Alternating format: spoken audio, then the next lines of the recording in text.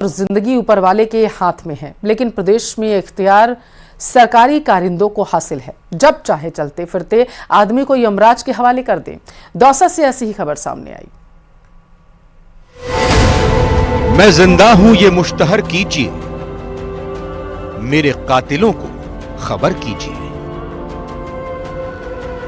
यूं तो देश कोरोना काल में ऑक्सीजन का सड़क तंत्र देख चुका है।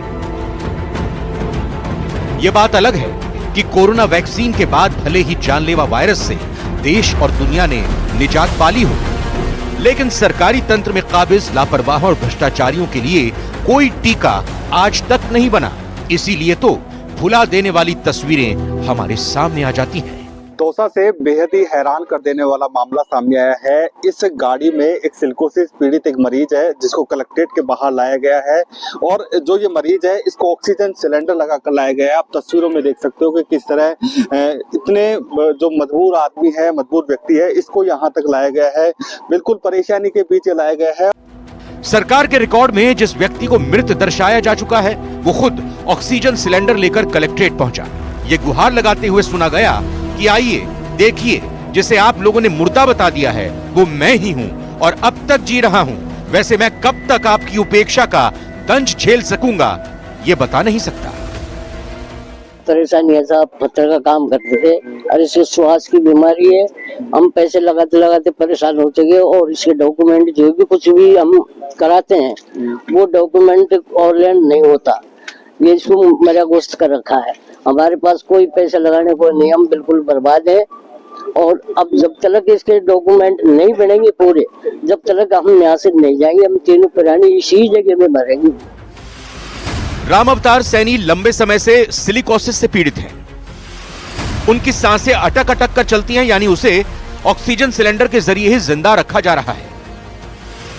लेकिन सिलिकोसिस मरीजों को सरकार से जो मदद मिलती है वो मुर्दा घोषित किए जाने की वजह से राम अवतार को नहीं मिल पा रही है।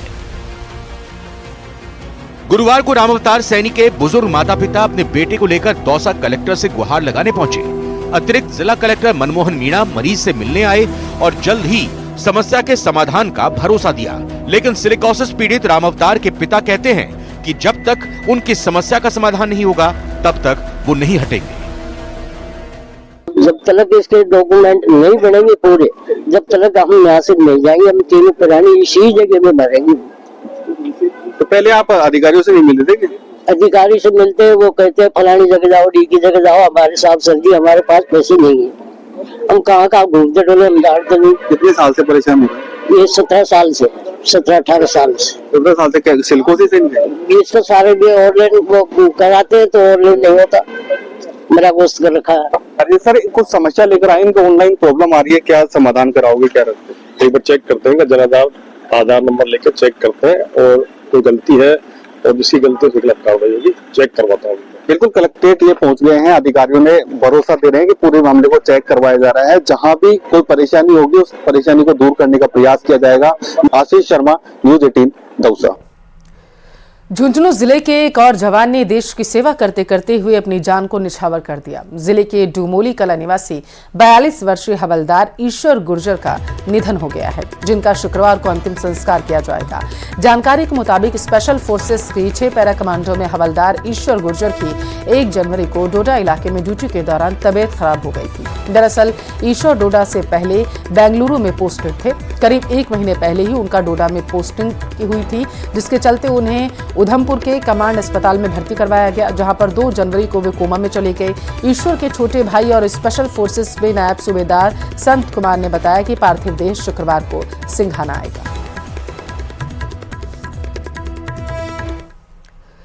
प्रदेश भर के साथ ही राजसमंद जिले में भी सर्दी का असर देखने को मिल रहा है। जिले के जो बाजार आम दिनों में सुबह 5 से शुरू हो जाते थे, वो सर्दी के कारण 8 बजे से शुरू हो रहे हैं। बाजारों में भी सन्नाटा पसरा है। चाय की थड़ियों पर चाय की चुस्की के साथ साथ अलाव ताप कर सर्दी से बचने का प्रयास किया जा रहा। धर्मनगरी और कई बड़े मंदिर होने के कारण श्रद्धालु अलसुबह पहुंचते हैं। सर्दी से ठिठुरते हुए लोग हाथों में अपना सामान लेकर आशियाना तलाश रहे।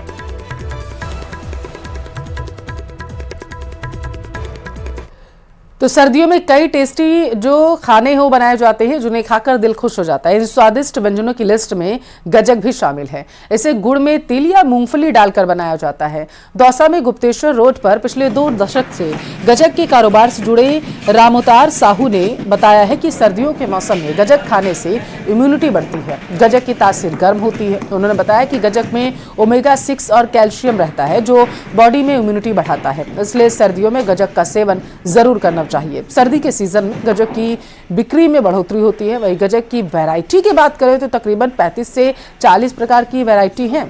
7 से 8 घंटे में करीब 60 किलो गजक तैयार की जाती है। जिले में गजक के व्यापार की बात करें तो उसे 2 से 2.5 करोड़ रुपए का व्यापार एक सीजन में होता है। कड़ाके की ठंड का दौर जारी है और इस कड़ाके की ठंड में यदि गजक मिल जाए तो कहना ही क्या। दौसा में गजक एक फेमस है और जब भी सर्दी आती है तो लोग गजक लेना और खाना भूलते नहीं है। हम एक गजक की दुकान पर हैं और हमने यहाँ पूरी देखोगे तो पहले केवल गुड़ और जो मूंगफली है और जो तिल है उसकी गजक देखी जाती थी, लेकिन वर्तमान में बदलते दौर में काफी सारी गजक की वैरायटियां मौजूद हैं और हम यहाँ के व्यापारियों से बात करेंगे। आप देखिए कि जो ये गजक है और इसमें अलग अलग तरीके से पैकिंग, अलग अलग तरीके से काजू मैंगो गजक, काजू चॉकलेट गजक, इस तरह के काजू गुड़ गजक, इस तरह की गजक यहाँ पर उपलब्ध है। और हम व्यापारी से बात करते हैं किस प्रकार की गजक उपलब्ध है और कैसे बनाई जाती है गजक। सर मैं आपसे निवेदन करूँ, गजक गुड़ और तिल का मिश्रण है।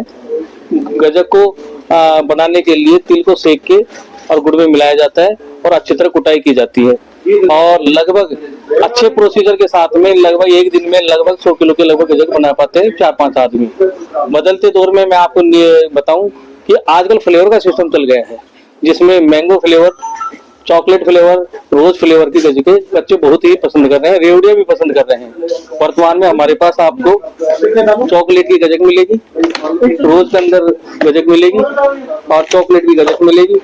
ये लोग बाग आजकल अच्छा महसूस कर रहे हैं खा के। ये बताओ किस प्रकार की वर्तमान में बदलते दौर में किस प्रकार की पैकेजिंग में और किस प्रकार का नया नया प्रोडक्ट आने लगा है गजक? जैसे कि थाल गजक हो गई, अपनी गुड़ गजक, घी वाली हो गई, पिस्ता वाली हो गई, काफी प्रकार की गजक बनने लग गई है अब। पहले तो मुरैना रोल गजक, ये नॉर्मल गजक चलती थी। इस टाइम पे तो अपने पास देखो जैसे कि थाल वाली गजक है, ये घी वाली है, पिस्ता वाली है, 2-4 प्रकार की और बढ़ गई है।